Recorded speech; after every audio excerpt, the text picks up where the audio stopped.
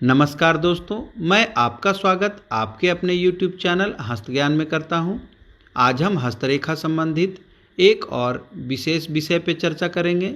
आज हम अंगूठे को देखकर किसी भी जातक के स्वभाव को जानने की विधि के बारे में चर्चा करेंगे। पूर्व में भी इस विषय पर 2 वीडियो मेरे चैनल हस्तज्ञान में अपलोड किया गया है।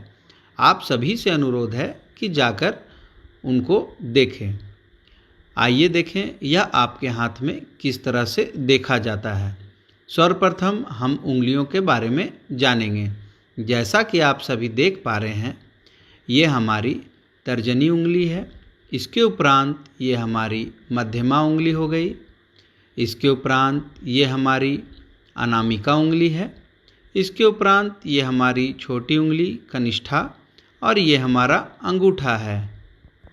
हम सभी के हथेली के उंगलियों को इस नाम से जाना जाता है। अब हम अंगूठे के 2 भाग को देखेंगे। सर्वप्रथम ऊपर वाले भाग को प्रथम पर्व के नाम से जाना जाता है और नीचे वाले भाग को द्वितीय पर्व के नाम से जाना जाता है।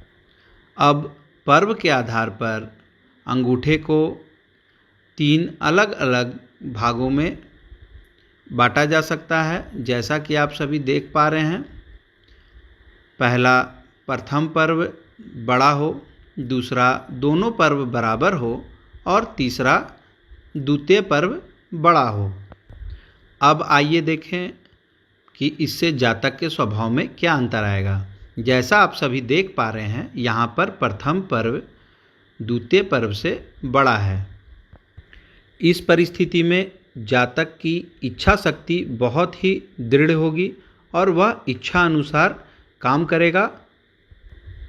इच्छा शक्ति की अपेक्षा में उसके तर्क शक्ति में कुछ कमी आएगी। इसके बाद यदि हमारा प्रथम पर्व छोटा हो और द्वितीय पर्व बड़ा हो, जैसा आप सभी यहाँ देख पा रहे हैं, इस परिस्थिति में तर्क शक्ति बहुत ही ज़्यादा होगी, पर उसके अपेक्षा में इच्छा शक्ति कम हो जाएगी। अब यदि किसी जातक में दोनों पर्व सामान्य बराबर हो, तो इस परिस्थिति में इच्छा शक्ति और तर्क शक्ति के बीच बराबर का सामंजस्य ऐसे जातक में पाया जाता है।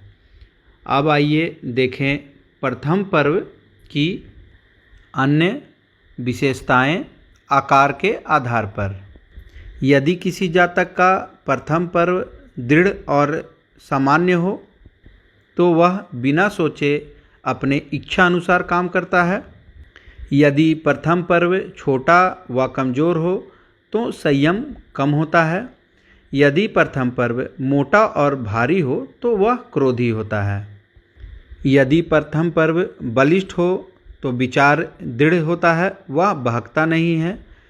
यदि प्रथम पर्व गद्दे की तरह उभरा हुआ हो, तो वह तीव्र क्रोधी होता है। और यदि प्रथम पर्व चपटा हो, तो शांत स्वभाव का जातक होता है। अब आइए देखें द्वितीय पर्व की अन्य विशेषताएं आकार के आधार पर। यदि किसी जातक का द्वितीय पर्व पतला हो, तो वह नीति कुशल होता है और चतुर माना जाता है। यदि द्वितीय पर्व अत्यंत पतला हो, तो वह घबराहट में होता है, स्नायु होता है और दुर्बल होता है।